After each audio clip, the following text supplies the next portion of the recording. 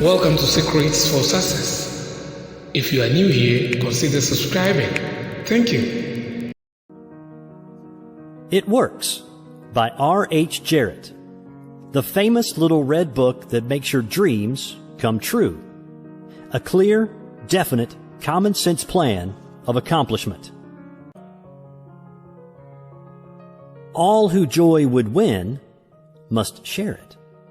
Happiness was born a twin. Lord Byron. Send It Works to your friends. The author sent the manuscript of this book for criticism to a friend who returned it with the notation, "It works."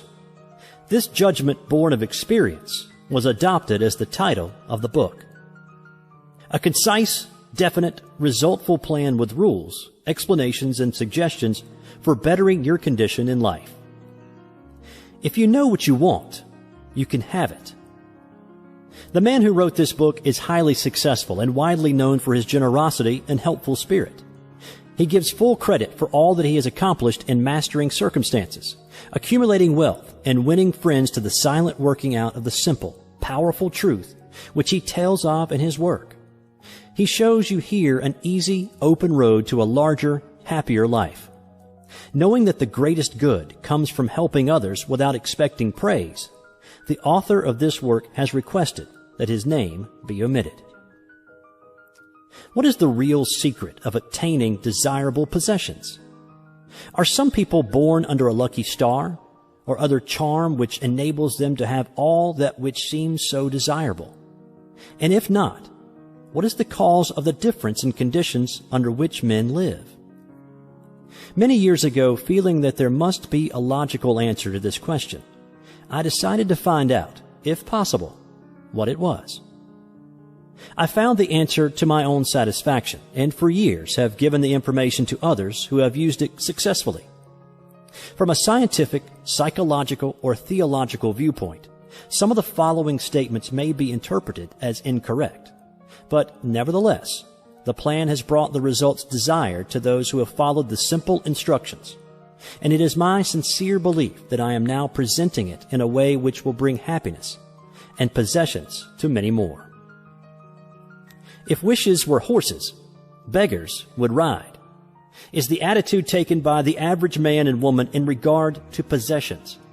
They are not aware of a power so near that it is overlooked, so simple in operation that it is difficult to conceive, and so sure in results that it is not made use of consciously, or recognized as the cause of failure of success. "Gee, I wish that were mine," is the outburst of Jimmy the office boy as the new red roadster goes by. And Florence the telephone operator expresses the same thought regarding a ring in the jeweler's window, while poor old Jones the bookkeeper during the Sunday stroll replies to his wife, "Yes, dear, it would be nice to have a home like that, but it is out of the question. We will have to continue to rent." Landum the salesman protests that he does all the work, gets the short end of the money, and will someday quit his job and find a real one. And President Bondum, in his private sanctum, voices a bitter tirade against the annual attack of hay fever. At home, it is much the same. Last evening, father declared that daughter Mabel was headed straight for disaster. And today, mother's allowance problem and other trying affairs fade into insignificance as she exclaims, "This is the last straw. Robert's schoolteacher wants to see me this afternoon. His reports are terrible, I know, but I'm late for bridge now. She'll have to wait until tomorrow." So goes the endless stream of expressions like these from millions of people in all classes who give no thought to what they really want, and who are getting all they are entitled to or expect. If you're one of these millions of thoughtless talkers or wishers and would like a decided change from your present condition, you can have it. But first of all, you must know what you want. And this is no easy task. When you can train your objective mind, the mind you use every day to decide definitely upon the things or conditions you desire, you will have taken your first big step in accomplishing or securing what you know you want. To get what you want is no more mysterious or uncertain than the radio waves all around you. Tune in correctly and you get a perfect result. But to do this, it is, of course, necessary to know something of your equipment and have a plan of operation. You have within you a mighty power, anxious and willing to serve you, a power capable of giving you that which you earnestly desire. This power is described by Thompson J. Hudson, Ph.D., LL.D., author of The Law of Psychic Phenomena, as your subjective mind. Other learned writers use different names and terms, but all agree that it is omnipotent. Therefore, I call this power Emmanuel, God in us. Regardless of the name of the great power or the conscious admission of a God, the power is capable and willing to carry to a complete and perfect conclusion very earnest desire of your objective mind. But you must be really in earnest about what you want. Occasional wishing or half-hearted wanting does not form a perfect connection or communication with your omnipotent power. You must be in earnest, sincerely and truthfully desiring certain conditions or things, mental, physical, or spiritual. Your objective mind and will are so vacillating that you usually only wish for things, and the wonderful, capable power within you does not function. Most wishes are simply vocal expressions. Jimmy the office boy gave no thought of possessing the red roadster. Landham the salesman was not thinking of any other job or even thinking at all. President Bondum knew he had hay fever and was expecting it. Father's business was quite successful, and Mother, no doubt, brought home first prize from the bridge party that day. But they had no fixed idea of what they really wanted their children to accomplish, and were actually helping to bring about the unhappy conditions which existed. If you are in earnest about changing your present condition, here is a concise, definite, resultful plan with rules, explanations, and suggestions. The plan. Write down on paper in order of their importance the things and conditions you really want. Do not be afraid of wanting too much. Go the limit in writing down your wants. Change the list daily, adding to or taking from it, until you have it about right. Do not be discouraged on account of changes, as this is natural. There will always be changes and additions with accomplishments and increasing desires. 3 positive rules of accomplishment. 1. Read the list of what you want 3 times each day, morning, noon, and night. 2. Think of what you want as often as possible. 3. Do not talk to anyone about your plan except to the great power within you, which will unfold to your objective mind the method of accomplishment. It is obvious that you cannot acquire faith at the start. Some of your desires, from all practical reasoning, may seem positively unattainable. But nevertheless, write them down on your list in their proper place of importance to you. There is no need to analyze how this power within you is going to accomplish your desires. Such a procedure is as unnecessary as trying to figure out why a grain of corn placed in fertile soil shoots up a green stalk, blossoms, and produces an ear of corn containing hundreds of grains, each capable of doing what the one grain did. If you will follow this definite plan and carry out the 3 simple rules, the method of accomplishment will unfold quite as mysteriously as the ear of corn appears on the stalk, and in most cases, much sooner than you expect. When new desires, deserving position at or about the top of your list come to you, then you may rest assured you are progressing correctly. Removing from your list items which at first you thought you wanted is another sure indication of progress. It is natural to be skeptical and have doubts, distrust, and questionings. But when these thoughts arise, get out your list. Read it over. Or if you have it memorized, talk to your inner self about your desires until the doubts that interfere with your progress are gone. Remember, nothing can prevent your having that which you earnestly desire. Others have these things. Why not you? The omnipotent power within you does not enter into any controversial argument. It is waiting and willing to serve when you are ready. But your objective mind is so susceptible to suggestion that it is almost impossible to make any satisfactory progress when surrounded by skeptics. Therefore, choose your friends carefully and associate with people who now have some of the things you really want, but do not discuss your method of accomplishment with them. Put down on your list of wants such material things as money, home, automobile, or whatever it may be, but do not stop there. Be more definite.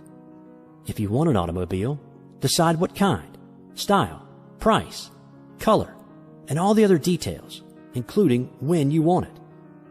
If you want a home, plan the structure, grounds, and furnishings. Decide on location and cost. If you want money, write down the amount. If you want to break a record in your business, put it down. It may be a sales record. If so, write out the total, the date required, then the number of items you must sell to make it. Also list your prospects and put after each name the sum expected. This may seem very foolish at first, but you can never realize your desires if you do not know positively and in detail what you want and when you want it. If you cannot decide this, you are not in earnest. You must be definite, and when you are, results will be surprising and almost unbelievable. A natural and ancient enemy will no doubt appear when you get your first taste of accomplishment. This enemy is discredit, in form of such thoughts as, it can't be possible. It just happened to be. What a remarkable coincidence. When such thoughts occur, give thanks and assert credit to your omnipotent power for the accomplishment. By doing this, you gain assurance in more accomplishment and in time, prove to yourself that there is a law which actually works at all times when you are in tune with it. Sincere and earnest thanks cannot be given without gratitude, and it is impossible to be thankful and grateful without being happy. Therefore, when you are thanking your greatest and best friend, your omnipotent power, for the gifts received, do so with all your soul, and let it be reflected in your face. The power and what it does is beyond understanding. Do not try to understand it, but accept the accomplishment with thankfulness, happiness, and strengthened faith. Caution. It is possible to want and obtain that which will make you miserable, that which will wreck the happiness of others, that which will cause sickness and death, that which will rob you of eternal life. You can have what you want, but you must take all that goes with it.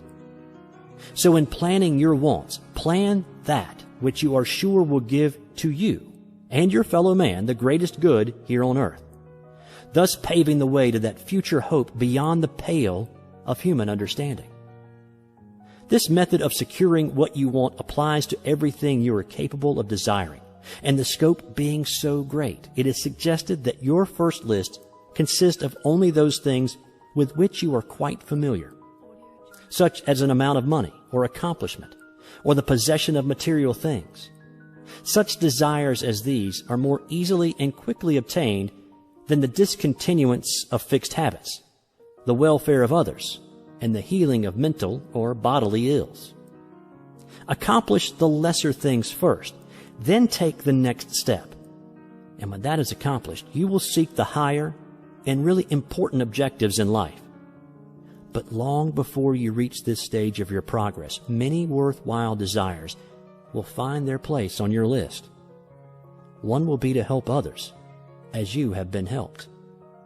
Great is the reward to those who help and give without thought of self, as it is impossible to be unselfish without gain.